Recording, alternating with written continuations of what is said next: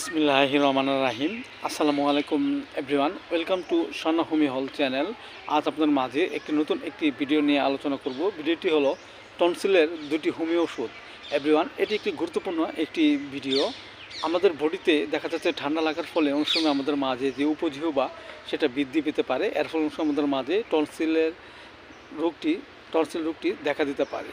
এই টনসিল রোগটি কোথায় থাকে? আমাদের বড় আলজিবের গোড়ার পাশে দুটি গ্রন্থি থাকে। উক্ত দুটি গ্রন্থি যখন ফুলে ওঠে কিংবা ব্যথা করে তখন আমাদের মাঝে এই টনসিল রোগটি দেখা দেয়। সেব্রিয়ান, এই রোগটি হওয়ার আরেকটি কারণ হলো আমাদের মাঝে যে ঘন ঘন ঠান্ডা কিংবা সর্দি লেগেই থাকে।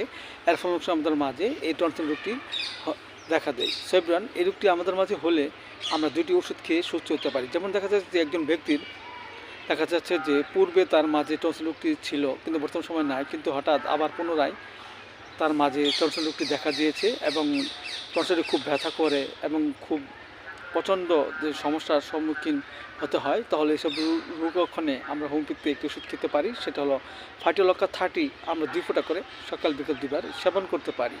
পাশাপাশি আমরা একটি হোমিওপ্যাথি বায়োকেমিক বড়ি খেতে পারি। সেটা হলো ক্যালকুলেটর 4-6-এর 4টি বড়ি চিবিয়ে আমরা হালকা গরম পানি সহ সকাল বিকেল 2 বার সেবন করতে পারি।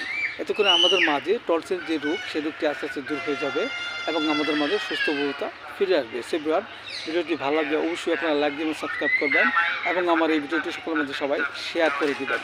সবাই ভালো থাকেন। Thank you so much.